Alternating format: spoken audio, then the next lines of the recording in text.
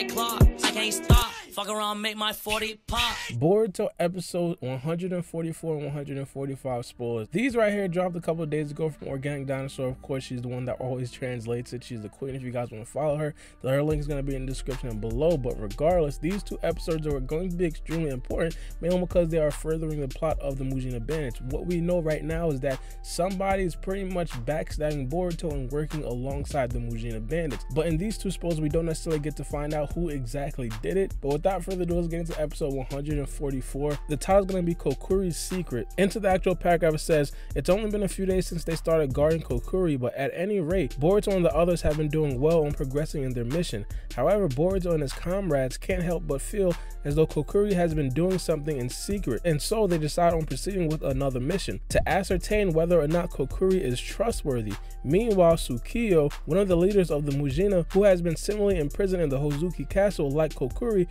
manipulates the head guard Banga. He's scheming to try and prepare arrangements for Kokuri to get transferred to the second Hozuki castle where his henchmen are being imprisoned. Alright, now this right here seems to be extremely complicated. Now this situation didn't necessarily tell us who was actually backstabbing Boruto, as I said before, but it seemed like Boruto and everybody else got that out of the way. Now they're pretty much going on a second mission. Is Kokuri trustworthy? Now this was a topic a couple episodes ago, the first episode of the whole Mujina Bandits. Can we really trust this guy? So we understood that this question was probably going to pop up a multitude of times throughout this whole arc.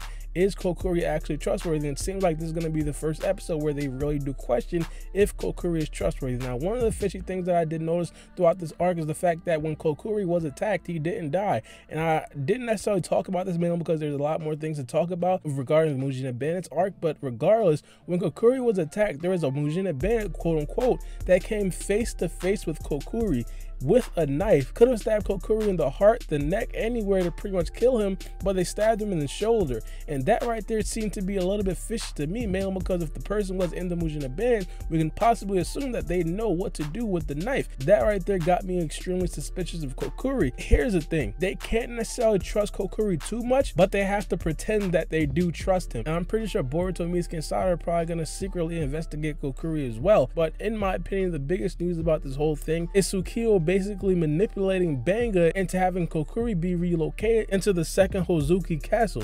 Now this right here seems to be extremely difficult, mainly because of course if Kokuri is relocated, Boruto, Mitsuki, and Sada are most likely not going to be relocated to that exact same prison, and also Kokuri is probably going to be walking into a situation where it's flooded with a bunch of Mujina Bandits. If that happens, automatically the mission is over, the mission is done. He's probably just going to be having to fend for himself, and Naruto is probably going to have to try to send another team to the second Hozuki castle as well. It's just going to be a whole big ordeal. So Boruto, Mitsuki, and Sada are of course going to try to stop that from happening. Now it's just really surprising to me, mainly because it said that Banga was manipulated. I talked about this before in my past review of the last episode. I thought that Banga was the type of character that couldn't necessarily be manipulated. Maybe they do have some extra dirt on Banga, because as we've seen, Banga pretty much folds when someone has dirt on him. We've seen that in the last episode. Banga's the type of character that I feel like has a lot of secrets, and of course it wouldn't surprise me at all if the number 2 of the Mujina Bandits pretty much got information on Banga, mainly because we've seen the crystals in his hands already. It seems like those things are worth a lot of money, but regardless,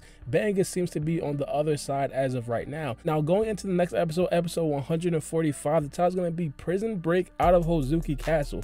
Just off of the title, it looks insane, but regardless, let's get into the actual spoilers. It says it's been decided for Kokuri to be transferred to the second Hozuki castle, and so Boruto and his comrades make plans to try and jailbreak Kokuri out along with them before his transfer can be complete. But in order for them to be successful at it, several conditions have to be met, and they need to make some arrangements in advance. They decide to discuss their methods along with Sada.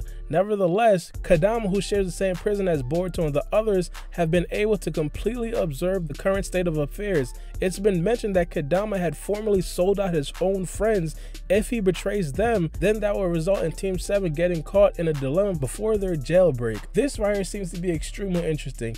I really didn't think this was going to happen, but it seems like we have a jailbreak on our hands. Boruto and Mitsuki are going to be busting out of jail in dramatic fashion alongside Kokuri, mainly because the Mujina Bandits somehow had the ability to manipulate Banga and getting him to try to transfer Kokuri to another prison.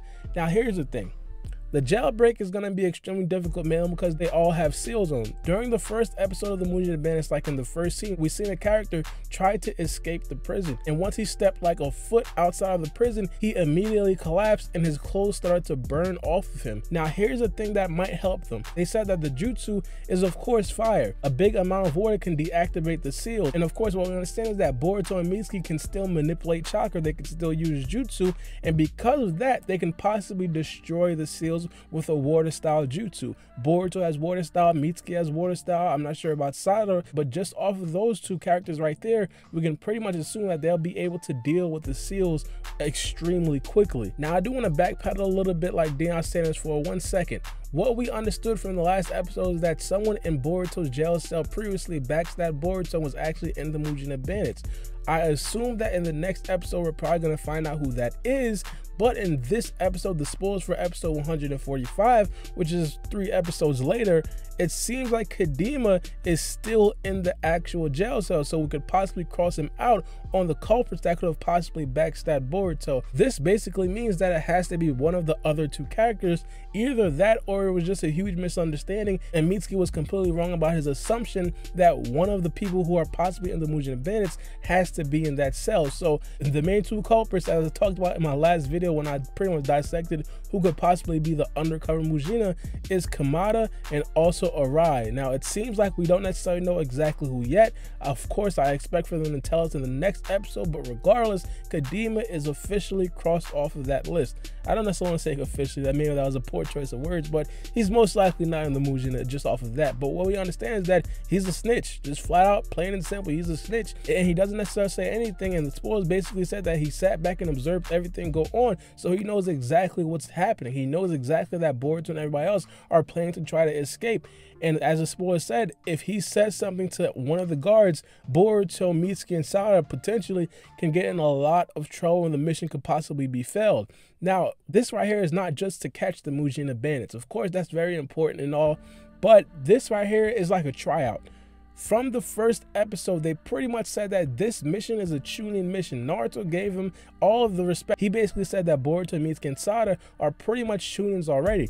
If they fail this mission, they'll pretty much prove to Naruto that they cannot handle a Chunin level mission, which in turn will probably set them back a long way of possibly getting the Chunin rank. So this is extremely important for them ranking up, and even more important for a character like Sada, who is of course looking to become the Hokage. But let me know what you guys think about these 2 episodes in the comment section below. Do you guys think that they will successfully break out of the prison? One of the last things I do want to point out, some of you guys might not want to hear this, but the titles of the next 2 episodes after episode 145 were released by Organic Dinosaur.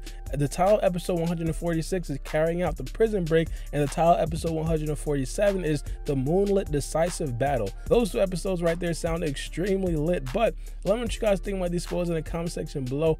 It's me, your boy Barbie, and we out. It's a knife.